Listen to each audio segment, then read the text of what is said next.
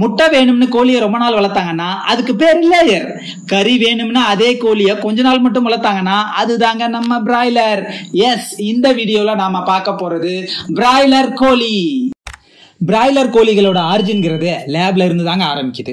Pure line சொல்ற இனக்கலவை, அதாவது ஹெல்த்தியா இருக்கிற ரெண்டு வேற வேற கோழி கம்யூனிட்டியோ ஒன்னா சேர்த்து கருத்தரிக்க வச்சு அதுல இருந்து பேரண்ட்டை உருவாக்குறாங்க. இந்த பேரண்ட்ல இருந்து வர்ற முட்டையை 21 நாளைக்கு கரெக்டான ஹீட்லயும் கரெக்டான ஈரப்பதத்திலையும் ஹேச்சரிஸ் அப்படிங்கிற இடத்துல வைக்கிறாங்க. இங்க தாங்க இந்த முட்டைகள் எல்லாம் குஞ்சு பொரிக்குது. இந்த குஞ்சுகள் தாங்க ஒட்டுமொத்த பிராய்லர் மார்க்கெட்டுக்கான பிசினஸ். இங்க இருந்து தாங்க இந்த கோழி குஞ்சுகள் எல்லாம் கோழி பண்ணைக்கு அனுப்பப்படுது. அப்படி அனுப்பப்பட்ட அந்த கோழி குஞ்சுகள் எல்லாம் முதல் வாரத்துல பாத்தீங்கன்னா சும்மா கடன்னு வளர்ந்து 220 கிராம் வரைக்கும் வந்துடும்.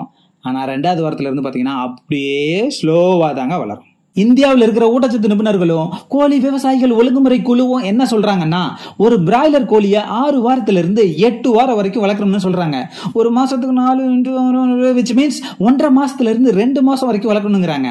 அப்பதான் நம்ம நறுக்குன்னு நல்ல லெக் பீஸா கிடைக்க முடியும். அப்படி வளர்த்தா தான் அந்த கோழி எல்லாம் ஹெல்த்தியா இருக்குமாங்க. ஆனா இப்ப இருக்கிற இன்ஸ்டன்ட் கலியுகத்துல 32 நாள்ல இருந்து 40 நாளுக்குள்ளவே 2 கிலோ 300 கிராம் வரைக்கும் ஆவரேஜ் வெயிட் கிடைக்கிறதுன்னு சொல்றாங்க. பண்ணக்காரங்களுக்கெல்லாம் பக்காவான ப்ராஃபிட் தானாட்டுக்கு. இது எல்லாத்துக்கும் காரணம் அந்த கோழிக்கு என்ன மாதிரி சோறு போடுறோமோ அதை பொறுத்து தான் அந்த பண்ணக்காரங்களுக்கு அது திருப்பி சோறு போடுங்க. பொதுவான டாக் என்னன்னா, பிராய்லர் கோழிகளுக்கு எல்லாம் ஹார்மோன் இன்ஜெக்ஷன் போடுறாங்க, அதை சாப்பிட்டா நமக்கும் ஹார்மோன் பிரச்சனை வரும்னு சொல்றாங்க.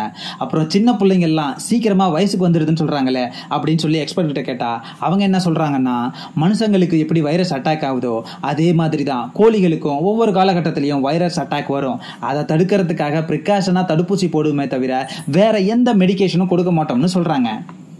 அப்படியே நீங்க சொல்ற மாதிரி ஹார்மோன் இன்ஜெக்ஷன் எல்லாம் போட்டா கோழிக்கறிய ஆட்டுக்கறி விலைக்கு 900 ரூபாய் 700 ரூபான்னு தாங்க விற்க முடியும். ஆனா தோல் உரிச்சது 260 ரூபா, தோல் உரிக்காதது 240 ரூபா அப்படின்னு சொல்லி கறிக்கடையில விற்கிறாங்களே எப்படி அப்படின்னு சொல்லி கோழி விவசாயிகள் சங்கம் கேக்குதுங்க. பிராய்லர் கோழிங்கிறது 1.5 மாசத்துல இருந்து 2 மாசத்துக்குள்ள வளர ஒரு சிறிய கோழி இனம்.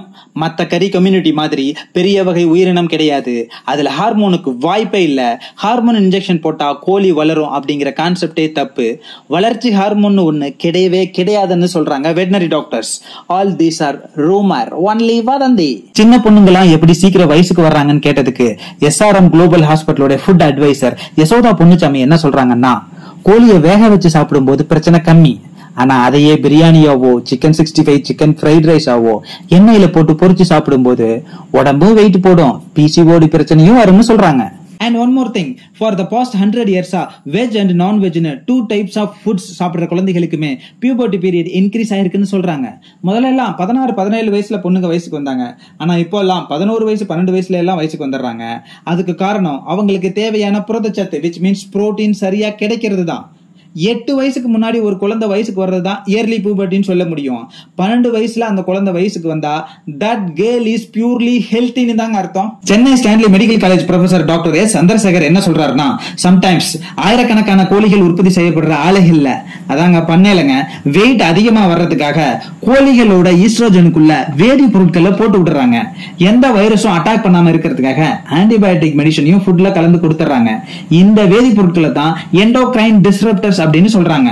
மேல் ஃபீமேல் 2 பேருக்குமே சின்னதா மலட்டுத்தன்மை, சின்ன பையில கட்டி சீக்கிரமா வயசுக்கு வர்றது, இது எல்லாத்துக்கும் இந்த வேதி பொருட்கள் கலந்த சிக்கனும் ஒன் ஆஃப் த ரீசனா இருக்கும் அப்படின்னு சொல்றாரு. அது சரி, இனிமே நம்ம கறிக்கடையில போய் வேதிப்பொருள் கலந்த சிக்கன் எது, வேதிப்பொருள் கலக்காத சிக்கன் எதுன்னு எப்படி வாங்குறது? கொஞ்சம் கமெண்ட்ல சொல்லுங்களேன். ரீசன்ட் சர்வே, அதாவது 2023 சர்வேல இந்தியாவில் உள்ள ஸ்விக்கி, ஜொமாட்டோ, டன்சோ, ஜெப்டோ, ரேபிடோ ஃபுட் போன்ற ஃபுட் டெலிவரி ஆப் மூலியமா அதிகமாக வாங்கின சோறு எது தெரியுங்களா? வேற என்னவா இருக்க முடியும்? நம்ம பிரியாணி தாங்க. Biryani is a winner of all among Indian foods. Biryani is a first place in all apps. Give me a big round of claps. Indians ஒவ்வொரு 2 செகண்ட்ஸ் அண்ட் 25 மில்லி செகண்ட்ஸுக்கு ஒரு பிரியாணி ஆர்டர் பண்ணி சாப்பிட்டுக்கிட்டு இருக்கிறாங்கங்கோ.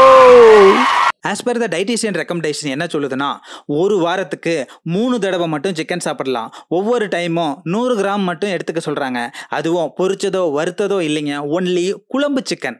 பிரியாணி சாப்பிட்றீங்க அப்படின்னா குறிப்பிட்ட குவான்டிட்டியில் மாதத்துக்கு 2 தடவை, அதுவும் வீட்லேயே செஞ்சு சாப்பிடுங்க மக்களே. யோகானந்தனின் யோகச்சரண் சேனலோட இந்த வீடியோவை பற்றி கமெண்ட் பண்ணுங்க. எதுவாக இருந்தாலும் பரவாயில்ல, கழுவி ஊற்றுங்க. பிரியாணி சாப்பிடும் போதும் சிக்கன் சாப்பிடும் போதும் இந்த வீடியோவை மைண்டில் வச்சுங்க. சப்ஸ்கிரைப் பண்ணுங்க, ஷேர் பண்ணுங்க. Biryani friends, thank you.